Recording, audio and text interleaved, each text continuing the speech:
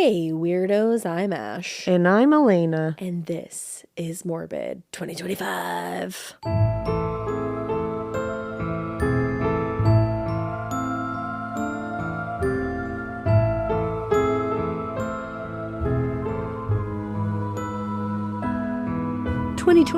Edition. It's our first episode. It's not the first episode you're listening to in 2025, but it's our first recording from 2025. Hey yo. It is January 3rd?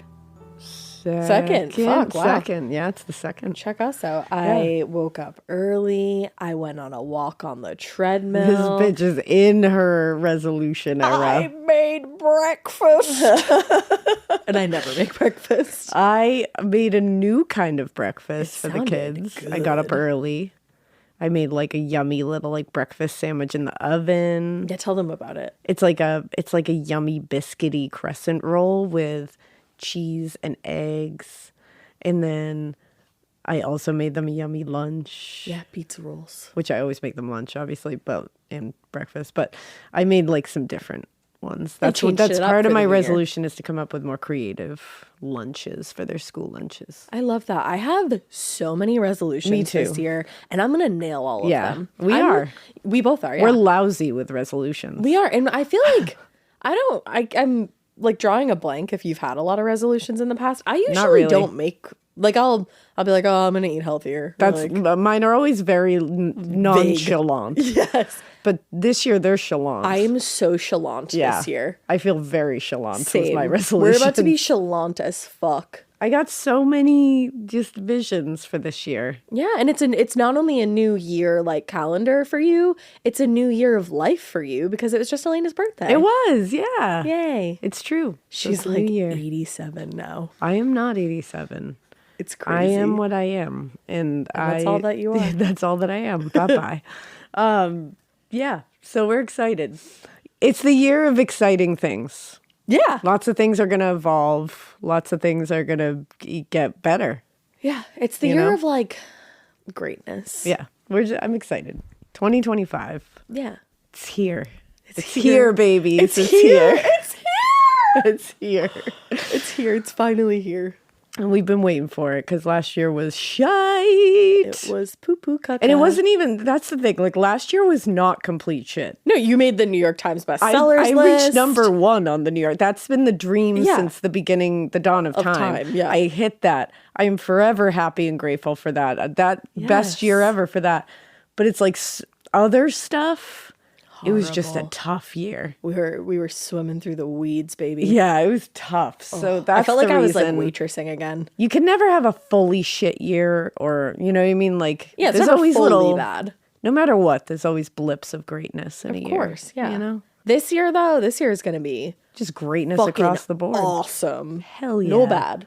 No poo poo caca. No poo poo caca. None like of that. Everybody manifest greatness for yourself because you can do it. I started listening slate. to The Secret, and I know it's like super woo, but I'm into it. Okay, I love that. I think everyone should listen to it. That's perfect. Yeah, I'm only speaking about the things I want and the things I will have. Well, that's just nice. It is. That's not even like woo. That's just nice. Nice. It's the law of attraction. It's positivity, you know? Let's fucking go, girls. And honestly, we need more of it in this world right now. Right? Shit's popping off. Uh-huh. But not in our And life. this will be way past the time now. But like New Orleans, we're thinking of you. Yes. And I know it seems like we're far delayed from what that happened probably. Because again, I have no fucking clue when this episode comes out. Uh-huh. But right now, it's very fresh while we were recording it. I posted some stuff on my Instagram about like, there's going to be some blood donations and stuff happening. I wish we could get this out sooner, but but just know that no matter what, we're thinking of New Orleans right now. Yes. So with that being said, let's get into hair toss. That hair toss. She just whipped her hair out and she said, with that being said, and then she got comfy to tell the story. Because whenever we do a recording, we both have this problem where we get so hot. So you immediately have to take a layer off. I was immediately sweating. Toss your curls. Well, we figured we would start off this, we didn't even plan this, but we're going to start the year off with a mostly survival story. Hell yeah. some people pass away in this. Not great. Very tragic. This story is brutal. It's tragic, but it's also got this side of it that is like really inspiring, like really beautiful. These people came together and took care of each other. We're talking about the crash of Uruguayan Air Force Flight 571. Okay. You may know it as the Alive case. There's a movie about it. There's a book about it. I'm sure you know it for one particular aspect of it. Mm-hmm. But Dave and I are here to broaden your horizons. to tell you more about it, because that is one very big aspect of it, obviously. Yeah. The cannibalism is a big part of this. Mm-hmm. But when you hear the other shit that these people survived and the way that they like held on to each other and took care of each other and just immediately went into survival mode, they all like the mindset that everyone went into is like unbelievable. Because it's horrifying. You would have to. Yeah. But some people can't. No, I could. I don't know that I could. Yeah, it's like that. And these people did. It's really, really a fascinating case. So let's start back in 1971. The Old Christians Club, which was an amateur Uruguayan rugby team, they chartered a small plane to Chile to play in a championship game against the Chilean national team. Okay. For most members of the Old Christians, the trip was honestly the first time they'd ever been on a plane and the first time they'd ever traveled far away from home. Oh, God. This is not when they crashed. Oh, okay. They didn't end up winning the championship, but the trip was pretty exciting, pretty fun, pretty great. Everybody loved it. Yeah. So when they returned home, they were like, we got to start planning another trip for the next year. Like, this was too much fun. So by the time the next year came around, the team found themselves, unfortunately, not in the best position like last year for going to the Nationals. Okay. They'd been a little overconfident here, causing them to lose the Uruguayan championship. And this is a quote, to a team they considered inferior. Oh, so no. I think the cockiness got the best of them here. The loss made the team's officers question whether, honestly, they wanted to invest the money in a trip for what they were considering a losing team at this point. But eventually, they ended up being convinced that this was a good idea. It was going to be fun. It was going to be great. And in the fall of 1972, the members of the Old Christians Club began planning their trip to Santiago, Chile. Okay. Despite their enthusiasm, there was some problems right away. The cost of charting the small Fairchild FH-227D plane from the Uruguayan Air Force was approximately $1,600, which now is $12,000. I was going to say, I feel like that today, in today's money, that would be a lot. Yeah. So in order to afford it, they were going to have to fill all 40 seats. Now, they only had 19 people on their team. Oh. So that's a problem. That's a big problem. So they were faced with the very real possibility of having to cancel this trip. And so the members of the team started reaching out to friends, family, anyone they thought might be interested in taking a trip to Chile. Okay. By the time the day of the flight had arrived, they had assembled a group of 40 passengers, which were including family members of the team, several students interested in visiting Chile, and one woman who was traveling to attend her daughter's wedding. Oh. Now, around 6 a.m. on October 12th, 1972, the passengers started arriving at the Carrasco airport to board the plane. Everyone was super light. The mood was light, everyone's just excited. Yeah. It's like, this is a fun little trip. But they soon encountered another problem. One person from their group, Gilberto Regulis, had not arrived. Okay. Although it was a private flight and obviously they didn't have the strictest schedule, they had been informed that the flight would need to leave as early as possible to avoid bad weather. Okay. So they were put behind by him being late. The flight was finally able to leave a little after 8 a.m., piloted by two very experienced pilots who are actually from the Uruguayan Air Force. Oh, wow. But because of the late start, the plane ran into the weather that made it impossible to pass through the Cordillera Range and into the Andes. So they had to land the plane in Mendoza, Argentina, and wait till the following day because they didn't want to go through that weather. Yeah, smart. Especially going through a mountain range. Yeah, that could be wily. Now, the pilots were not just concerned about the weather, though. there was this like super strict regulation against the Uruguayan Air Force where they couldn't spend more than 24 hours on Argentinian soil. Oh, shit. And if they did, they would get fined, like seriously fined, or they would get a more serious penalty. Oh. It's like an international incident at that point. Like, it's not good. Yeah. Now, under those circumstances, the pilots told the passengers to, come back to the airport by 1 p.m. and we got to get out of here. But when they arrived, the pilots were nowhere to be seen. Instead, several administrative delays caused them to be late. They ended up missing the window to leave and having to wait until the next morning. Oh, shit. This is the flight, by the way. The amount of times that this got, like... Derailed. When you look back on it, you're like, whoa. What was, like, at play here?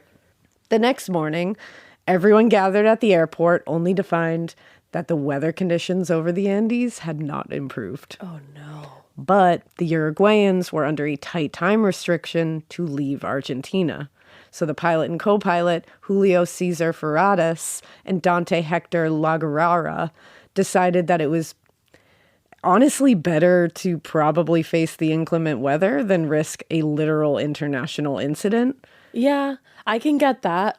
I understand the thought process there because they're also very experienced pilots. They're in the Air Force. Like, they're probably thinking, okay, we can get through it. It's going to be turbulent, but we'll get through that. It's a short flight. Oh, but it's a small plane. Yeah. And because, they had to make the choice, the flight left Mendoza a little after 2 p.m. Okay. Within a few minutes, the plane had reached 18,000 feet and was cruising between 20 and 60 knots. And they were thinking they were going to reach Santiago in, honestly, a little under 2 hours. It was going to be super fast. That's a quick flight. It was an older model plane, but it was equipped with an automatic direction finder, also known as an ADF, and a VHF omnidirectional range. Both of these things were critical for keeping the flight on course and staying in the proper airspace. Okay. About an hour into the flight, the plane reached the Cordillera, and La Guarara dropped into a new air lane and switched frequencies to put them in contact with air traffic control in Santiago. Yeah. So as he did this, they entered a patch of dense cloud cover, and so they ascended so that they could get better visibility over it. At this point, everything's going fine. Flight is on schedule. Now at 3:21 p.m., La Guarara radioed Santiago to inform them that they were over the Pass of Planchon and were about to fly over Corico, which is a small town on the west side of the Andes. A few minutes later, La Guarara radioed again to say the flight was making a slight right angle in order to course correct and keep on the right flight path. Unable to track the flight, Santiago's air traffic control took the co-pilot at his word, because once they go out of that flight, like, he can't track do anything. it. Yeah. And he was like, you know what, basically, air traffic control is like, he's probably been accurately tracking the flight. So they authorized him to descend to 10,000 feet, and they began preparing for the descent. Okay. Now, the plane had descended 3,000 feet. And again, it was going to be descending 10,000 feet. Yeah. So it went down 3,000 feet when they shifted from one air current to another, and that caused the plane to jump and shake as it moved to one from that current. Can I just say I give you so much credit for telling this story as somebody with a fear of flying? Now, the reason I am okay with this is, one, we have different regulations. Yes. And two, this is a smaller plane. Yeah. And three, it's flying very close to a mountain range, and I have no plans to do that. Yeah. La Guarara turned on the seatbelt signs and directed the passengers to go back to their seats just to avoid any injuries during the turbulence. And a minute or two later, the plane lurched and dropped several hundred feet because it hit an air pocket. Oh. I think we've all kind of been in that scenario Yes. where it hits an air pocket and it just goes whoop. Yep. I'm not horrifying. I can get in the vibe now that, like, turbulence won't make you fall out of the sky. And Jello. Like, it's just jello. Air pockets can go fuck themselves, because that has happened to me, and I was like, this is it. Yeah. Like, it's the worst feeling That shit's scary. in the world to me. Yeah. Oh. Not fun. And this one, the several hundred feet drop, the passengers were all very alarmed. They were panicked a little bit. Now, the young men on the rugby team started to chant, hoping that the words would distract the other passengers from this, like, panicked moment. I'm not going to lie. I would fucking hate that. I would hate that so much. I'd cry. But I I'd just think start they were crying. doing it thinking, like, just listen to us. Just listen to us. Like, don't pay attention to what's happening. They're like... That's sweet. And when you hear what they do, like, you're just like, damn, like, you guys were just... Thank goodness it was you guys who had to, like, help each other. You know what I mean? Because, like, you were all there for each other. Now, most of the members of the rugby team and the others who joined in their chant could not see out the window. So they assumed turbulence was just, this is bad turbulence. But the people who could see out of the window, they were like, something's wrong here. Oh, no. Because that second bout of turbulence was caused by the air pocket, and it caused the plane to, again, drop out of the cloud cover that they had been above before. Right. And so they could look out the window and see that they weren't seeing, Chilean villages thousands of feet below them like they should have seen because they were descending. They saw the edges of the snow-covered Andes about 10 feet from the tip of the wing. Oh, no. That's what I'm talking about. They were not supposed to be there. Like, this was not supposed to be happening. 10 feet from the tip of the wing, they see the mountain. Dude. Like, how do you come to any kind of resolution in that moment? I give them all credit because I would have immediate cardiac arrest. 100%. I think that would be it. 100%. It would be curtains for me right away. Like, that's it. I see that. 10 feet? It's gone. You would think you were in a nightmare. You would think you were dreaming. I literally can't fathom this. No, like, my you brain can't. won't allow me to go into this place where they had to be. Like, no. I can't. That's called self-preservation. Yes. My brain is deep in self-preservation mode right now. Not. My imagination, boop, turned off. Beep. Like, during this whole thing, my imagination went, I'm going to take a holiday. I'll see you after you're done. It erased the whiteboard. Yes, it went, bye. Like, you don't think any further into this. Yeah. Now, the passengers felt the plane lurch again as the co-pilot tried to make a rapid ascent, tried to lift back up so we could get the fuck out of this mountain valley, but it was too late. The engine struggled to accommodate the ascent. The right wingtip caught the edge of the mountain, and it tore the right wing from the plane and sent it flying back over the fuselage where it struck the tail and ripped the tail from the plane. The wing hit the tail of the plane? Yep, and ripped it from the plane. As this happened, a flight attendant and a row of 3 young men from the team were torn. It was torn loose, the whole row, and they all got sucked out of the hole. Just gone. So 3 of the people on the team and 1 flight attendant were sucked right out of the hole immediately. Oh my God. Yeah. A few seconds later, the left wing caught on the other side of the mountain, and it tore that free and ripped a second hole in the fuselage. Then a blade from the propeller broke free, ripped into the fuselage, and it flew behind the plane. And so now the plane is flying with no tail and no wings. It's just a fuselage. Just like free falling. So it just started hurtling towards the mountain, like free falling. 100%. Just like nose diving towards the mountain. Oh my fucking God. It crashed into a steep valley, and luckily there was deep, deep snowfall that cushioned the plane. Cushioned is probably a very like optimistic word for what happened but here. I see what you mean. But it would have been even worse if there was no snowfall here. Damn. It would later be estimated that that plane hit the mountain going approximately 230 miles per hour. The fact that anyone survived that is absolutely mind-boggling. And so many people did. Yeah. And also, they said because it was going approximately 230 miles an hour when it hit the fucking mountain, if it had hit the floor, the ground, it would have just obliterated the fuselage. Right. There would have been nothing left of anybody or anything. But because of the snow, it at least cushioned it enough that it didn't obliterate. It really, just all the stops along the way and all there's some kind of weird thing going on. Some vibe going on. I don't know what it is. But before the plane hit the snow, 2 more young men were ripped out of the side. But the rest of the passengers were all buckled into their seats. Oh, man. Once the fuselage hit the ground, the speed caused the plane to slide down the valley as it was like losing momentum. And the crash caused tons of the rows of seats in the plane to become unsecured from the floor. Oh. And as it's flying down the valley, skidding down the valley, the rows are shifting forward and they crushed many of the passengers between seats. Oh my God. So several of the passengers who fucking survived the crash were killed because they were crushed by the twisted metal and plastic in the slide on the way down the mountains. Oh my. And then a bunch more got way more injured in this as well. Of course, yeah. And finally the plane came to a stop. Okay. Now, Roberto Canessa, who was a medical student who'd booked the cheap flight for a short vacation in Chile. Oh. Yep.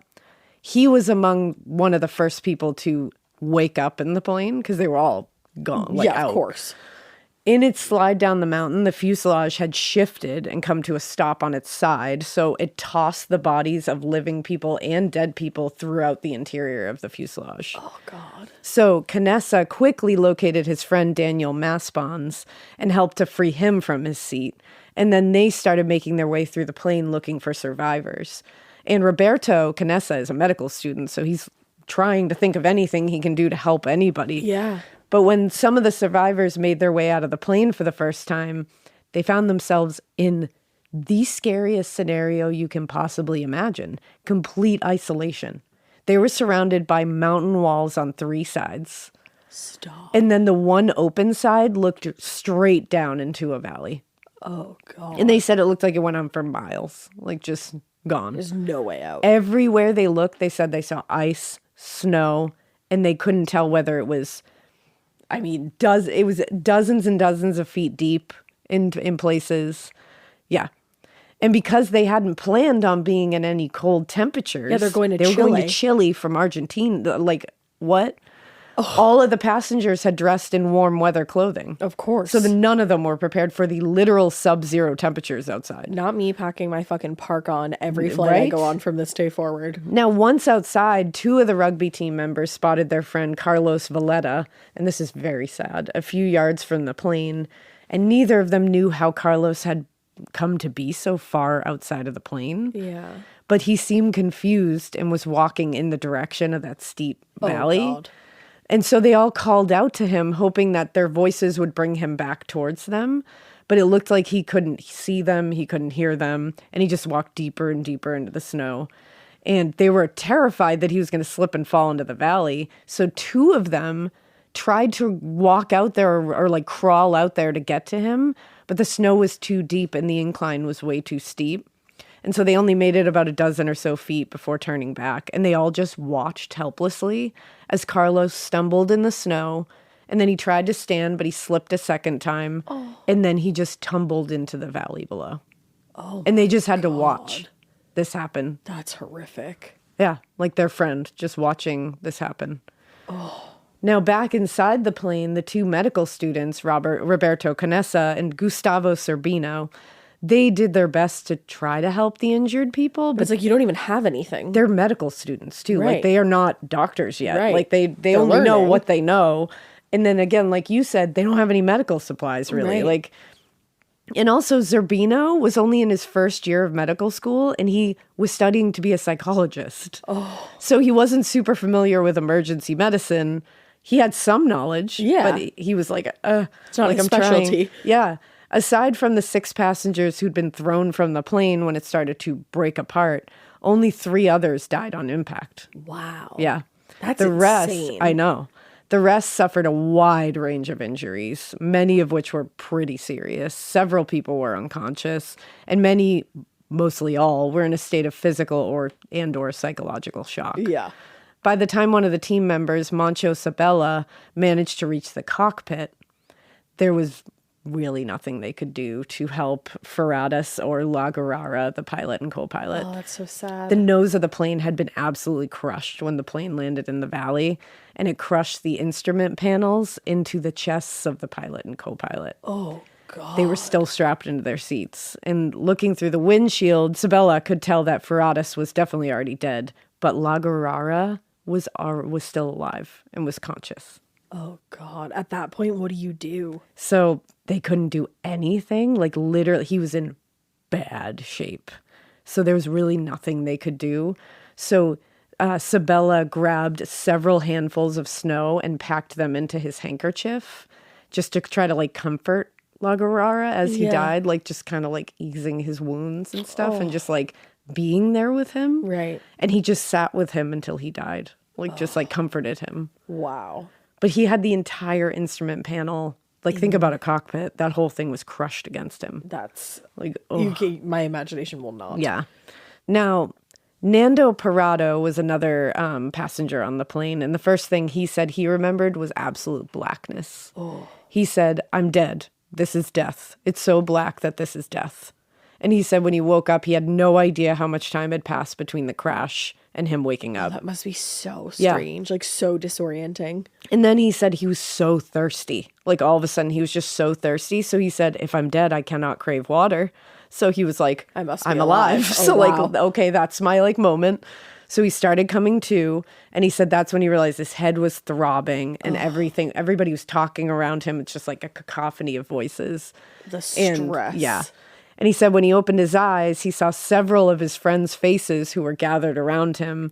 And that's when he saw that they were surrounded by the wreckage. Like he was like, what the fuck is going on? So he's like, okay, the plane crashed. And they explained it to him. They said several passengers didn't make it. And they said, unfortunately, including Nando's mother, Eugenia, and his best friend, Panchito Abal. And his sister, Susie, was very injured and was laying nearby on the floor of the cockpit. Oh, that's awful. Like his whole family's there. Yeah. And Nando remembered crawling over to where she was laying on the floor and curling up beside her. And he said, I stayed with her. I melted snow with my mouth and gave her water because we didn't have anything. We didn't have cups. Oh my God. He melted snow in his mouth to give to his dying sister. That is a brother. Like, I was just like, oh, damn. Nando. And unfortunately, Susie would die from her injuries on the 8th day. Oh my God. And Nando said that he had a lot, like later is when it really hit. Like, because he said, what he said later was that he learned that at those moments, my brain didn't react to anything that was outside survival. I couldn't cry. I didn't feel sorrow. Yeah, you're in shock. And he said they buried her alongside the others the day after she died. Oh, that's so sad. Now, the next day when Nando was able to stand and kind of walk, he went outside for the first time and was overwhelmed by what he saw. He said, I saw the magnitude of the place we were in. It's immense. It's huge. And I said, fuck. This is going to be horrible. How are we going to get out of here? They won't find us here. I mean, I don't know. Like, I don't even know how they were found. And it's worse because he was right. There was very little chance of anyone having found them on that ridge because when the plane failed to arrive in Santiago, the Chilean Air Search and Rescue Service was alerted and they started searching by the air. But the problem was the plane had come to rest at an elevation of roughly 12,000 feet. And it was tucked into a valley, which is not very visible from the air anyway. Oh. And also the fuselage was white. Oh, so it was just blending into the snow. And I didn't even think of that. Yeah. And then what's even worse is that the search and rescue team were searching an area they believed the plane had been to based on the flight plan. Oh, but they never knew that they had gone off course because they had just kind of trusted each other there. Yeah. And then all hell broke loose. Now, in the first few days after the crash, the survivors listened to updates on the plane's radio until after 10 days, they heard a report that the search was called off. Imagine hearing that. No. Like, of all they've gone through and all they've been through up to this point, and then you hear that they're not looking for you anymore. Because you would just think, I'm going to die here. And what's wild is they didn't lose hope here.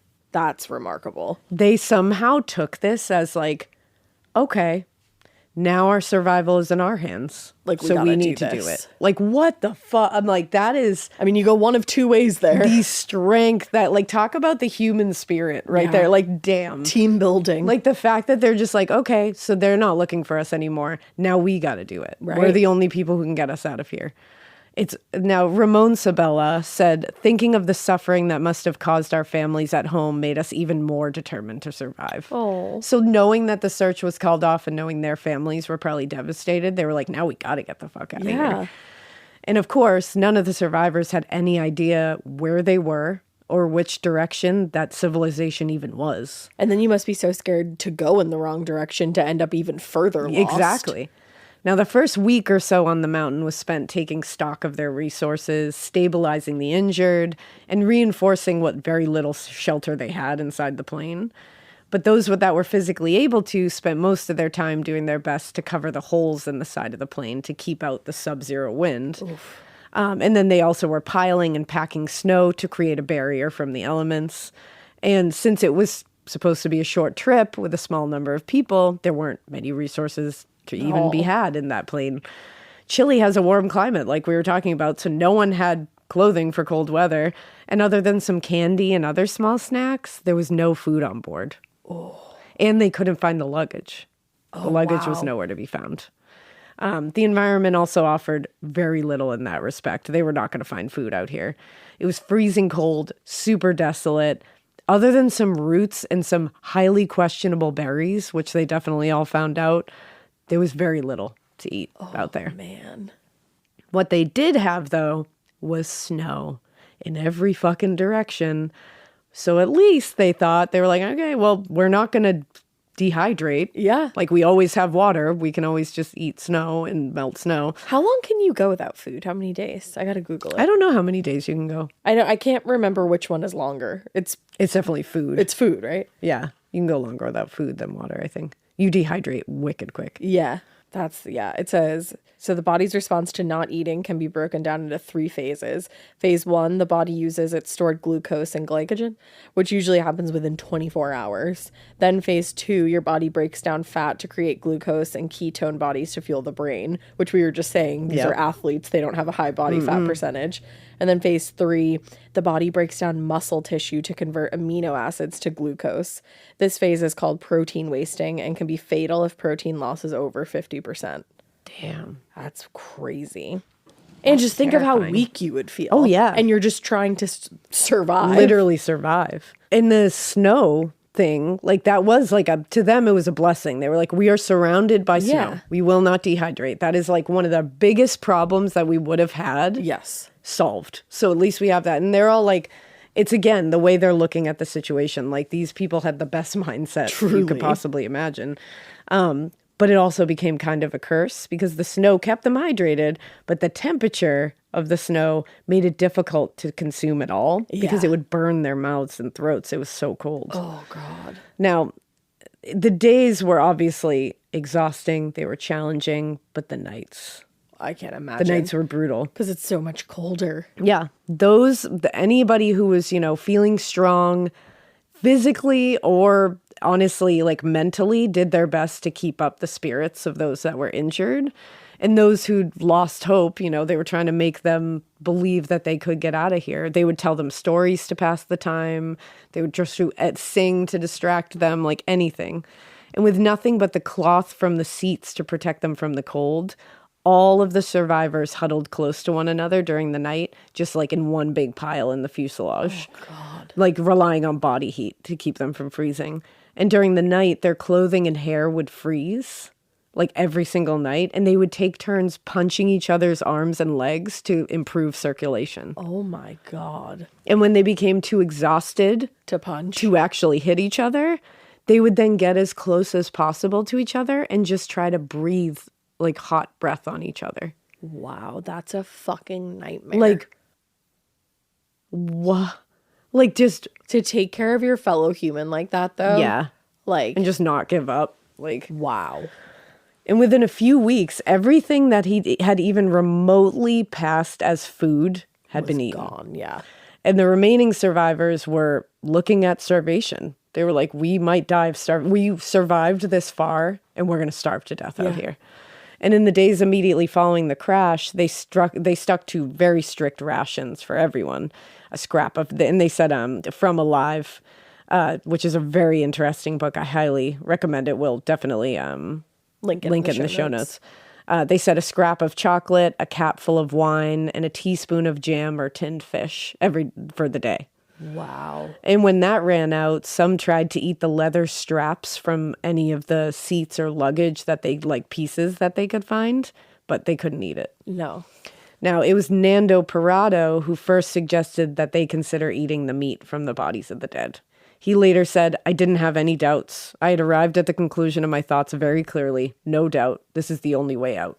I mean, what else are you going to eat? I and get if it, you're man. determined to survive at that point, there is no part of my dumb ass that's going to sit here and say to you that after weeks, after a fucking plane crash that I survived on the fucking Andes, that I'm not going to think about eating a dead body. Yeah. I'm not going to sit here with any kind of fucking like that. And it's also like you're kind of in the perfect equation because they're preserved. They're preserved because of the snow. And what are you going to do? What else do you do? What do you do at this point? Like, I get it. I get what they did. I do too. It's totally fine if you don't. But yeah, I just can't presume to say that I would certainly not do that. Like, right. I don't fucking know. I hope I never have to know that. None of us know because we weren't there and we haven't been like. Sounds like an awful experience. Yeah. The worst kind of experience I can possibly conjure and can't even in my brain. And think of the hungriest you've ever been and then multiply that by 6 gajillion. Literally. Like, no. You have to eat. Yeah. You're going to lose your fucking mind otherwise. Exactly. And like you said, they had not begun to decompose because they were laying out. And other than, there being quite a strong social taboo around cannibalism, there was really no other argument that everybody had. Like, everybody was like, it's all really just like ethical kind of thing, like moral stuff. Which would be hard, I'm sure, to Of course, I can't even fathom this discussion. To find yourself in that situation. Can't even fathom this discussion. But I get why it got brought up. Uh-huh. And again, not a lot of, and this decision was not made lightly. No, of either. course. Like, these people did not just go like, oh shit, why don't we eat our friends? Like, that's not what they did. It's everybody's family members and friends. Like, they did not come to this as just like, whatever, we might as well. Like, this is desperation. Yeah, and self-preservation. And Roberto Canessa led the discussion, and he very much argued his point from his position as a medical student. He said to them, it is meat. That's all it is. The souls have left their bodies, are in heaven with God. All that is left here are the carcasses, which are no more human beings than the dead flesh of the cattle we eat at home. I mean, I get it. I mean, he's just coming from like a very clinical, logical point of view and being like, these are not your loved ones. Yeah. Your loved ones aren't in these shells anymore. Right. Now, once the suggestion was raised to the rest of the survivors, the group spent nearly an entire day discussing it amongst themselves before doing anything. And then finally, after several hours, all remaining survivors agreed that they had little other choice if they wanted to live. Because what else are they going to do? In the years after the rescue, again, like I said before, this aspect of the story dominated the narrative. And it overshadowed nearly every other part of their ordeal. Of course. Which, again, I know it's shocking. I'm shocked by it. I'm fascinated by it. Like, of course, that's the one part where you go, oh. But holy shit, there's so many other things that they did for each other and to survive this. That is, like, also unbelievably, incredibly, like, remarkable. Outside of my realm of comprehension. But it was the key to their survival at this point. And it was, again, only a small part of the story this story that has so many other things that definitely need to be known for sure. Parado later said, everybody in that situation, you would have arrived at the same thought, and it's easier than you think. Yeah. Because he's probably said, like, when you're that hungry. That's the thing. I can't imagine. I'm just thinking, like I said, of the hungriest I've ever been and then multiplying it to, like, the nth degree. Think of that stomach ache you get when you are hungry. And it hurt. Like, you feel empty. So they all also made a pact with each other that should any of them die before being rescued, their bodies were to be used as food to help the others survive. Wow. So they all made a fucking pact with each other that if I don't survive this, you're going to survive it because you're going to use my meat. Wow. Yeah. What a sentence. My brain, like, I just can't fathom. It's the ultimate having selflessness. It is. Like, and it's just like, and to have that discussion. And to know if you die out here, you're going to be eaten. Yeah. Like, you're not going to be eaten. The only thing that would hopefully comfort you in any, sense of the word, if you were dying in that sense, is like, keeping your friends I'm going alive. to keep my friends alive. Yeah. Like, I'm going to give them a hope. And in a weird way, it's not even like I'm. Yeah, it's like I agree with what he said. This vessel that I'm walking around in. Yeah. will at least be My used shell. to hopefully get them out of here. Yeah. Like that's like weird. I don't, it's just, that's wild. It's some That's kind of wild. logic, you know? And Like- I agree. Like, believe whatever you want, but Yeah. when you're gone, you're gone. Yeah. I mean, that's what It's not I your body believe. Yeah. anymore. It's just like, there's something else there. So Yeah. it's like, yeah, it's, but again, what a Hard to fathom. wildly difficult conversation to navigate Yeah. that they must have had. But, you know, they'd already gotten through the worst. They together. had. Now, after they'd come to an agreement, and it was everybody came to the agreement, a small group of the young men left the fuselage and walked to the area where they had put the bodies of the dead. And they, That must have been heavy. they said they were all wildly uncomfortable, obviously. Of course. Wildly upset, but they just knew what they had to do. But You have none of to- them walked out there being like, cool, we're going to Let's go eat our go. friends. Like, they were all horrifically Yeah. traumatized by this. Yeah. But they reasoned that, you know, and this is a quote, God wanted them to live, and he had given them the means to do so in the dead bodies of their friends. It would be wrong now to reject this gift of life because they were a little too squeamish. Okay. It was decided that Canessa, because he was a medical student, was probably the most appropriate person to cut the bodies because they didn't want to mutilate the bodies of their friends either. Yeah.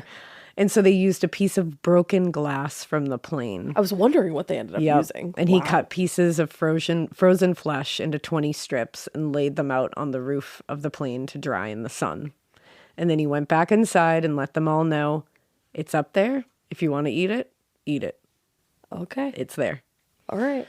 Despite all of them being in the most profound state of hunger that you can possibly even conjure in your imagination, none of them made a move to get it. You would not want to be the first person to make that move. No, that's the thing. But Canessa himself said he was going to try to set an example, try to make them all feel better about the whole thing because Yeah. he knew they were all starving. He's like, you're starving. Yeah. And you're going to, And this is what we I'll have be to the do. one to start the whole thing. And he went out and he got a piece from the roof. And, you know, he was the one that just a few hours earlier was like convincingly arguing that it was no different from the meat of the cattle back at home that they were accustomed to eating. But it is because it's It is. you. But he found himself like pretty much paralyzed when it came to actually eating the meat. And he had to force himself to bring his hand up and like shove it into his mouth. Decades later, Ramon Sabella would recall this whole experience with the same way.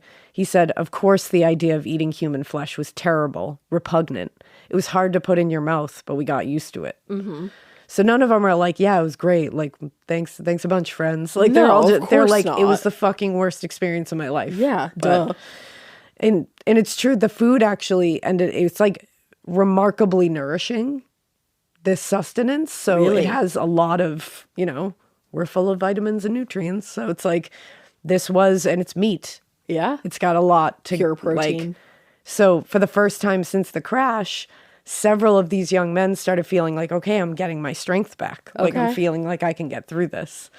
And because they were feeling physically stronger, their resolve was getting more strong. Sure. So they were like, this is the gift that our friends have given us. Like they wanted this. You know what I mean? Like that's how they had They to would look have at wanted it. this. Yeah.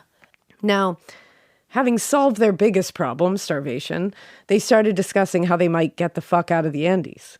After a couple of weeks in the mountains, they had actually kind of acclimated to their surroundings a little bit, and they started to learn things they should do, things they shouldn't do. Parado said, we started to acclimate. You start to learn. I started to learn how to walk in the snow properly. On day 12, a small group managed to climb several miles up the mountain, actually. Wow. Hoping that up there, they would be able to maybe spot some civilization in one direction or another. But every time they thought they were reaching the top of the peak, they would find another higher peak just above them. Oh, God. And they couldn't see anything through it. But it was on this trek that when they reached an outcropping of rock finally that had broken through the snow, that they found one of the plane's wings. And it was twisted, scattered across the snow. And with it, they found 5 of their former traveling companions. Oh, God. Gaston Costamale, Alexis Hawney, Guido Magri, Joaquin Ramirez, and Ramon Martinez. That must have been awful. Yeah. They were, you know, preserved as well because of the freezing temperatures, Yeah. but their faces were black, which suggested that they had been burned by the engines or the fuel when they were ripped out of the plane. Oh, my Yeah. God. Now, although they had discovered more of the wreckage and the missing bodies of their friends, they didn't really come out of the mountains with anything else. Yeah. Unfortunately. They hadn't managed to gain any more insight into their location. They hadn't found anything useful in the wreckage that they had found. And most importantly, they were now exhausted physically. Yeah. Just literally trucked Yeah. up a mountainside. And they said if they thought they were going to be hiking out of these mountains to go get help, that short excursion proved that that was going to be a lot more difficult than they thought, maybe impossible. Yeah. Now, by October 29th, the survivors had fallen into kind of like a routine at this point. They were keeping a schedule. You They were to. maintaining order. It was like a little It's like Survivor. village. Yeah. And that day, October 29th, they had broken into smaller groups and spent the morning cleaning the fuselage, cutting and drying meat, melting snow. And those who were still too weak were, resting in hammock beds that they'd created from materials. And for most of the day, it was unusually calm. But then later, the sky started getting darker. And this wicked cold wind started whipping through. And it was too cold for everyone to be outside, so they got into the fuselage all together. And they spent the rest of the night just telling stories, trying to keep warm, chatting with each other about family, about what they're going to do when they get out of here. And then one by one, they drifted off to sleep. Now, Roy Harley was laying awake on the floor, squeezed between Javier Methel and Carlitos Paez, when he felt this weird vibration run through the floor of the plane. And just seconds later, he heard what he described as the sound of metal falling to the ground. And he jumped up to see what was happening, and he had a T-shirt covering his face, to try to get away from the wind. But he'd only just stood up when he was hit by a wall of snow that buried him to his waist and nearly knocked him to the ground. Is it an avalanche? When he pulled his shirt away from his face, he was horrified to see that the plane was just hit by a fucking avalanche, and the entire fuselage was filled with snow, densely packed snow. It had knocked down all of the walls that they had built up, and it had buried everyone who had been laying on the floor. So not only did these people survive the wildest plane crash of all time, but now they've been hit by a motherfucking avalanche. And all the shit that they have spent weeks and weeks gone. building to keep themselves together, gone. And all of the bodies, which is their food source, is now buried under how much snow? Mm-hmm. Oh my God. So Roy... You must question absolutely everything. Yeah. How do you go... After the avalanche, I'm like, how? How did you get the will? Because that would have been... I don't know how mentally I would have been able to get myself out of that. No. So Roy is frantic. He starts digging down into the snow to get any of his friends and manages to uncover Carlito's face. But the snow was packed too densely and he wasn't able to free any more of his body, just his face. Oh my God. He knew there were others, so he left Carlitos where he was and started furiously digging around. And he kept seeing hands pop up, so he's digging around the hands. And he managed to first free Roberto Canessa, who immediately started digging to free others. And one by one, they dug each other out of the snow, which had begun to settle and was now forming a sheet of ice across the surface. Oh my God. Nando Parado had also been laying on the floor alongside several others and was completely buried when the avalanche hit. He later said, which good news, I couldn't move. I was under rubble, but I could breathe. And he said he laid buried in the snow for 30 minutes. And he would take shallow breaths to try to keep from suffocating. Oh. How do you not hyperventilate? I have no idea. I would absolutely, without a doubt, hyperventilate. Yeah. And he said after the 30 minutes, he said he just kind of accepted that he was going to die buried in snow. And then someone started scraping the ice and snow away from his face and hauled him out of the snow. Even I feel like I can't breathe just hearing this. Yeah. And they just didn't give up on each other. No, these people must have been lifelong friends after this. Yes. And yes, spoiler alert, yes. After ripping each other, being buried in the snow, hit by an avalanche. By a motherfucking avalanche. Torn out of the snow, they all just immediately start digging for the other people. They're not taking a second to be like, oh my God, I just got hit by an avalanche. They're all just running on just getting each other. Adrenaline. Outside the plane, there's a blizzard raging, by the way. Inside, they're doing their best just to get everyone out of this fucking snow. And in filling the plane with densely packed snow, the avalanche also blocked every exit, and they were now trapped in the fuselage. No. Yep, buried to their waists in freezing snow. Oh my, how did they not get hypothermia? That I have no idea. And some of them most certainly did, but yeah, of course. And they didn't know whether the weight of the snow on the top of the fuselage was enough to crush them. They had no idea how much snow was on top of them. Oh my God. Parado later said, we didn't know if we had enough air. We didn't know if we had 2 meters, 4 meters, or 50 meters of snow on top of us. Oh my God. They had no idea. And equally bad was the realization that not everyone had made it through the avalanche. Yeah. Some had been completely buried by the compact snow, and others had been crushed by the falling debris from the makeshift wall. Oh. Like, can you imagine? No. Of the 27 survivors who laid down to sleep that night, 8 died in the avalanche. Wow. Those killed were Carlos Roque, Daniel Maspons, Juan Carlos Menendez, Liliana Methel, Gustavo Nikolic, Marcelo Perez, Enrique Platero, and Diego Storm were all killed in the avalanche. So sad.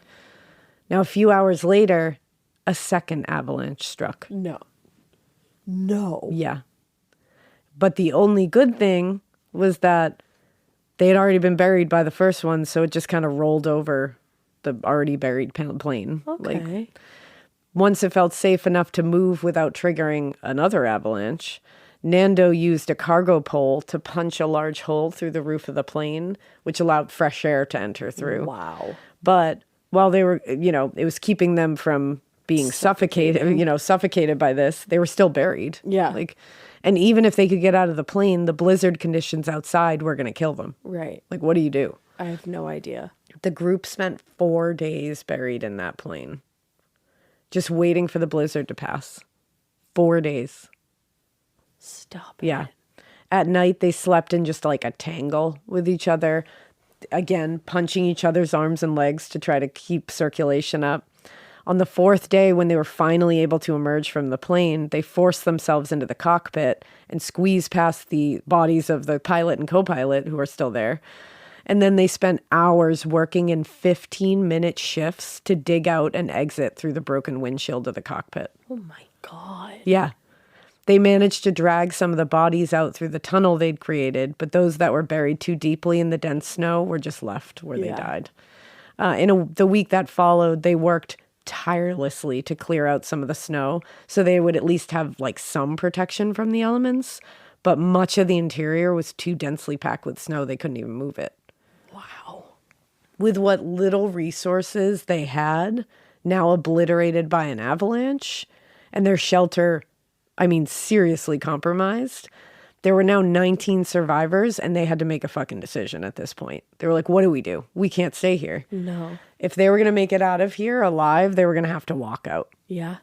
So in the earliest days after the crash, several of the survivors started talking about walking out of the mountains for help. Of course, that was always on everyone's mind. Yeah. The problem, of course, was that they didn't have any equipment. They didn't have any training necessary to make that kind of trek. And they're on the side of a fucking mountain. And also, they have no fucking idea where they are or what direction civilization is. So they would take short hikes out of the valley just to see, like we talked about before. But again, those would only emphasize how unprepared they were to take such a trek. Right. So once the danger of the, future avalanches and snowdrifts was here, they decided the only way out was for them to hike out. So 3 of the strongest members of the remaining survivors, Parado, Canessa, and Antonia Vizintin, volunteered to make the trip. And they started immediately preparing. They weren't just going to go straight out. They were going to prepare for it. Now, this kind of journey would have been hard for the most experienced mountaineer to do. And even then, they would have been outfitted with everything that you need, specialized climbing and hiking equipment, clothing, all the things you need, food, water. And among all of this, these people are also completely unfamiliar with the terrain outside the valley. Right. So they were at huge risk for falling into hidden valleys and random crevasses in the earth, slipping off an ice plane, becoming buried in a snowdrift. There's any host of dangers out there. And also, they would have to do a certain amount of climbing over icy and rocky terrain, all of which they would have to do without climbing shoes, ice axes, any safety equipment, ropes. All I can do right now is think of the beginning of this episode when I was like, I woke up early and took a walk on my treadmill. Yeah. Wow.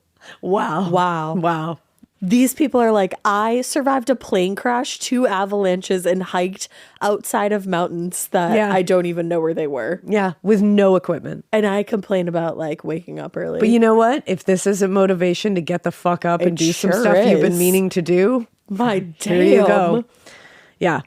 Parado said, I knew that when I gave the first step to leave the fuselage, I was not coming back. This is a kamikaze expedition. I mean, yeah. So the 3 men spent weeks preparing for this, gathering whatever supplies they could find. They made sleeping bags from sewn together cushions and fabric. Wow. How'd they even sew anything together? No idea. I think it was like hand tied kind of shit. Damn. And they made a sled crafted out of suitcases, that like pieces of suitcases that they had.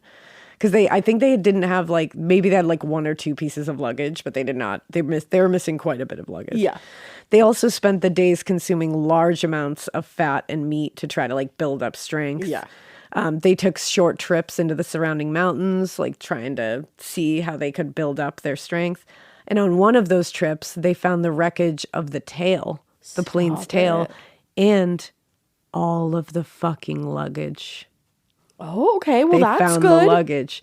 To them, this was like a fucking gold mine. The ultimate sign to keep going. Mine. They got dry clothes, chocolate candies, a ski kit with poles they could use for the fucking hike. Wow. Tell me they weren't meant to find that shit. Dude, that just makes you believe that the universe fucking works for you. A ski kit with poles. That is so, it's the secret. That's wild. In its, like, purest form. Like they said, we're getting out of here. Yeah. We're going to figure it out. We're going to build up our stamina. And they were not, it didn't sound like they were negative in any way whatsoever. And all the shit they needed, not all the shit, but like most of the shit they needed came to them. And it's like, there were times of deep despair. Of course. And deep hopelessness here. The likes of which probably most of us can never even understand or fathom or conjure in our minds. No. But I think that like what was important here was that they didn't let it consume them. Yeah. They just said, we're getting out of here. We're going to figure out how to get out of here. Like for them to do these little trips to try to gain the strength and to prepare, they weren't just like, let's give it our best shot. They were like, we're fuckers. Going. We're getting the fuck out of here. We're going to make sure we are prepared and out of here. I cannot wait to hear about the lives that they led afterwards. It's wild. They also, in the luggage, they found a bottle of rum. You need it at that point. Many cartons of cigarettes. Nice. Bottles of Coca-Cola, which, holy shit. A crisp Coke after 2 avalanches. Oh my God. I can't imagine how good those Cokes tasted. Oh my God. But also you have to go so slow. Yeah, you can't just, your body's not used to it. Yeah, oh my God. They also found a crate of moldy sandwiches, which at that point, eat away. Let's go. Yeah. That night, they camped at the site, eating a pretty large meal. They had a feast that night. And finishing it off with a dessert, they called it, which was a paste made of sugar, toothpaste, and rum. Oh, God. Which, so bleak. They're hungry. But this time, unfortunately, was not one just of hope and just of good things. There was more tragedy to come. 2 weeks after the avalanche, one of the survivors, Arturo Noguera, had become sick and started getting weaker as the days passed. Oh. He became delirious and eventually fell into a coma and died on November 15th. Imagine, like, he got so far. That's awful. Noguera's death was followed a few days later by Rafael Echeverrin, who died from an infection in his leg. Oh. A few weeks after Echeverrin passed, Numa Turcati died in his sleep from sepsis. So it was like really one after the other. And to get that far and to survive the crash, survive 2 avalanches, and then have that be the case, like... That's awful. Now, by the time that Turcati had passed, the group had been stranded in the Andes for 61 days. 61 days. And it was clear to the 3 volunteers that the longer they waited, the more likely it was that people were going to die. Yeah, they had to go. So on the morning of December 12th, Parado, Canessa, and Visintin left the valley, headed to the west, where they believed they would find help. Before leaving, they dressed in several layers of clothing because, again, They had found those freezing. fucking luggage things. Yes. And even fashioned socks made of human skin. They did this because they felt like it would keep their feet from getting soaked with water, which would put them at risk for frostbite. Yeah. Pretty smart. Very macabre. Rough. Very smart. Morbid. Within a few days of hiking, it became clear to the three on the trip that this was going to be a lot harder than they thought it would be. And they thought it was going to be pretty fucking hard. There were several sheer ice cliffs and rock walls to climb, all again with no equipment or experience. On the second night, Canessa and Parado suggested it might be better if Visintin returned to the plane because they said it would give them more food rations and increase the likelihood of getting help. Okay. They were like, maybe we shouldn't have all three of us out here. So Visintin agreed. He was like, you know what? Yeah. So he began the trek back to the plane while they continued west. Doing that all by yourself. No. For nearly a week, Canessa and Parado hiked and climbed through the fucking Andes. At times, climbing nearly 1,000 feet in one day. Holy shit. That is twice the recommended daily climb for an experienced hiker. That's insane. That just shows you how absolutely fucking determined they were. They also were going through several bouts of altitude sickness, which is fucking awful. If you've ever been altitude sick, Now, on multiple occasions, they were deceived, too, by what looked like a short distance between one location and another, only to have it suddenly stretch out for miles and miles. Early in their trip, they spent days climbing thousands of feet up the mountain, too, to just look on the other side and find it completely impassable. So to have to go all the way back down. That's horrific. Now, after about a week of walking, the pair began to notice the environment around them started changing a little. Okay. The once frozen terrain started to soften. And then all of a sudden, they started seeing signs of fucking life. I can't even imagine what that would feel like. They saw an old campfire. That would be euphoric. Animal manure. Stop it. Eventually, they saw some cows. Dude, I would cry. I would cry on those cows. Finally, on December 20th, Canessa and Parado reached a river and began following it until they saw the smoke from a campfire across the river. Up. When Canessa spotted two men by the fire, one standing, the other on a horse.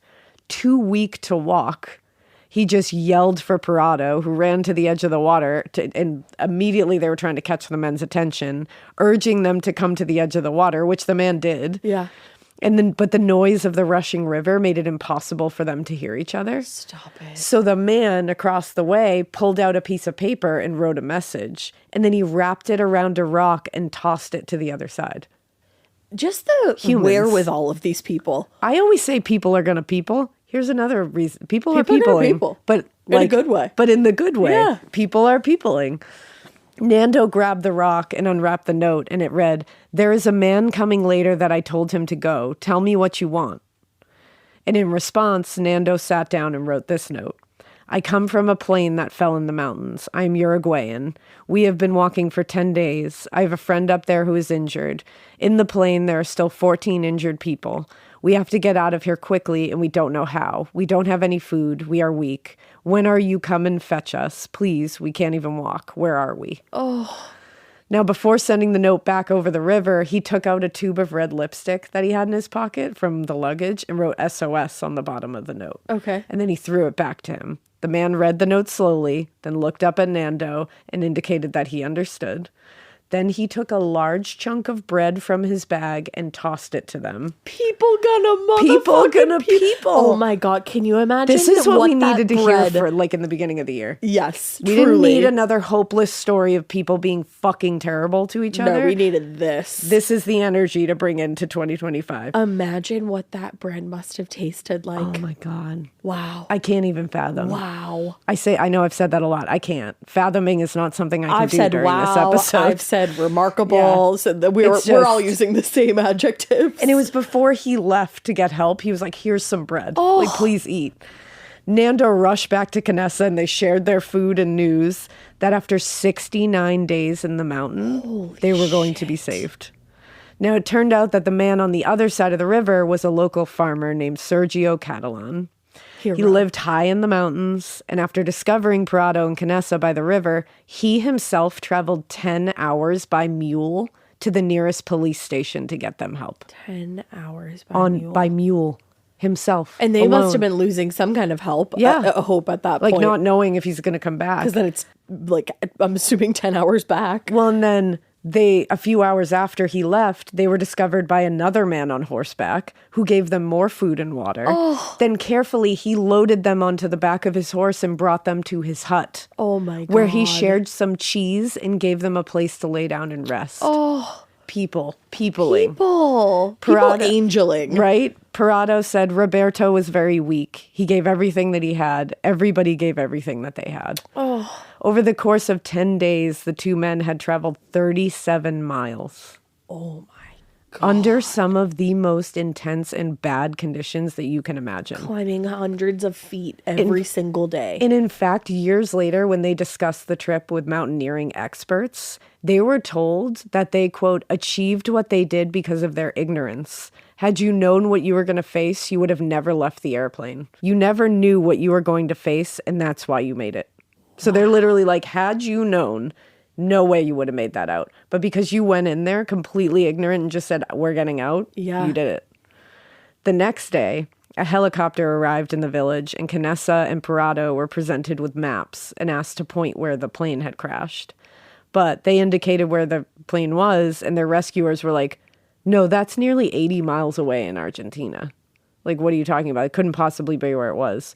So Nando was like, do you want me to get in the fucking helicopter and go show you? Despite everything that he had been through in a fucking aircraft, he was like, I'll get in the helicopter. I did. The fact that didn't even register in my brain after everything these people have been through. This guy offers to get in a helicopter. Nando was like, I'll get in the helicopter so we can go get my friends because, like, I need to get you to them. Wow. Like, they're safe. He's getting in there to get the rest of them. Yeah. He's like, I can't let you not get them. Yeah. And so I'm going to get in here. That's insane. Despite what I've been through in the fucking air. That's a fucking king right there. If he wanted to, he would. He would. And if he wanted to, he would. And he did. Damn. And what he said about it later when they finally got to the crash site, he said, 3 of my friends jumped over me like dogs, kissing me and shouting. It was a very surreal and emotional scene. It was their first spark of being alive again. Wow. The helicopter couldn't accommodate everyone all at once, so they had to leave a few survivors at the site and come back for them after the first group, which, like, must have been the scariest because you're just like, please come back for me. Eventually, they did manage to rescue all 16 survivors who were taken to the hospital that were at the site, taken to the hospital in San Fernando, Chile, where they were treated for various injuries and severe malnutrition. Yeah. But the news of the rescue came as an absolute shock to everyone, particularly the families of the survivors. Oh, you must have just thought your family member was dead. They were grieving them. It's been 2 months. Yeah. Even more surprising was the fact that, according to their doctors, the survivors were deemed to be, despite all what they went through, in surprisingly good condition. Wow. Despite what they had been through. Like, relatively. Like you said, we're full of vitamins and nutrients. But although they had lost a significant amount of weight. Now, at first, the group appears to... In the beginning, they look like they kind of, like, minimized their ordeal to the press. They did? Like the survivors? Yeah, they were all just like, you know what? It's fine. So Roberto Canessa told a reporter, after the crash, I looked to one side and there was my friend Fernando. I asked him if he was all right and he said yes. He said he only had some bruises. Wow. The truth of what happened? Parado was unconscious for several days and had sustained a head injury. Oh. But he was just like, I crashed, I looked bruises. over, my friend was fine, like, let's move on. Like, he was just like, we don't need to talk about it. Because it probably didn't sink in for all of them and away. Instead, none of them wanted to focus on, like, the tragedy of the whole thing. Instead, they wanted to focus on their survival instincts. Like, they were just like, we got out of there. Yeah. Like, that's what matters here. Like, none of them wanted, like, pity. None of them wanted any of that. They were like, we got together. We stayed together. We worked together. And we stayed alive together. And they probably were like, we're out of there now. And we don't really want to think about it that much again. Well, and I think they were literally like, live what joyfully. You need to know is that we worked as a team, and because we cared about our fellow human, that's why we're here. Look where we are. And Canessa said, all who could do so worked. The others prayed, but we all kept our faith. Wow. And again, who knows why they chose to, like, minimize the extent of the trauma and injuries they sustained. But the most glaring, thing that was left out of their story, obviously, was how they had managed to avoid starvation. Yeah. The press noted that they had melted snow to avoid dehydration and, managed to avoid starvation by rationing, what food was left on the plane. And I understand why they wanted to leave this part out of the thing. Why that's not what should be focused on here. No. But within a few days, Chilean officials had leaked the real explanation for how the survivors had stayed alive. So unnecessary. Yeah. And the press, of course, seized the story. Oh, yeah. It's salacious. The report said police sources said that after the food aboard the plane ran out, the exhausted survivors ate one body every 5 days. And other sources told journalists the rescuers, quote, found 6 cut up human bodies at the crash site. Which is like, yeah, that's true. That is what happened. And of course, reporting on it would be priority because that's a very fascinating and horrifying part of it. Yeah. Because obviously cannibalism has been the subject of like horror and also fascination to the public for literal centuries. So like you understand why this is like a massive part of this. And obviously it's like one of the biggest taboos you can conjure. Of course. And again, they had good reason to keep that to themselves because of that. In Alive, which again is the book that you guys should definitely read, by Piers Paul Reed, he said they thought they would be stoned in the streets. Like they were scared. But fortunately, while understandable that feeling, they were wrong. That's not what they received. They still claim they had a significant amount of food on board the plane. One survivor said that they thought they could survive if they rationed for, another few weeks. But the reality of their surviving on chocolate and other snacks for 2 months was just not reality. In the end, most people understood that under the circumstances, they had no other choice but to resort to eating meat. Yes. In his speeches about the experience, Ramon Sabella always asks the audience, would any of you not have done the same thing? And he has yet to have anyone raise their hand. Yeah, that would be such a fucking dick Imagine move. looking at that man and being like, nah, I wouldn't. Like, Somebody fuck would, off. but... In the years that followed, the survivor's story became honestly like a beacon of hope. Yeah. And like the ability to Inspiration. triumph over the most extreme circumstances and challenges you can imagine. In 1974, Reed's book about the experience, Alive, The Stories of the Andes Survivors, was released, much acclaimed. To this day, people know that book. And it kind of like reignited the interest in learning more about this story and what they went through. Oh, yeah.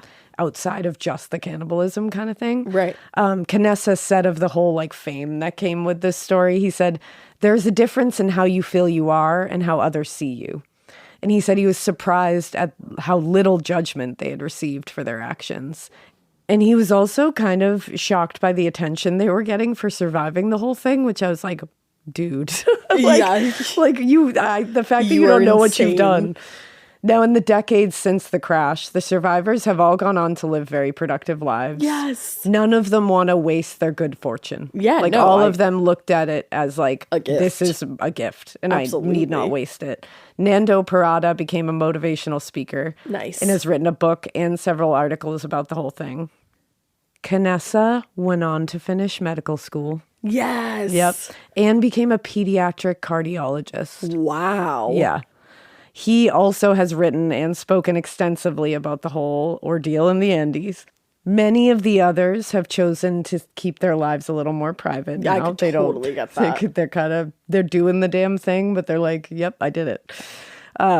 But they've all gone to find success in whatever they've done. Yay. And every year, the remaining survivors get together on the anniversary of the crash, and they all gather in the salon that Roberto Canessa has built onto his home specifically for the purpose of this yearly meeting. Shut the fuck up. And I have never been happier to hear something like that. I was like, fuck yeah, you do. I love that. Like, that's a bond that no one other than those 14 to 16 people could ever understand.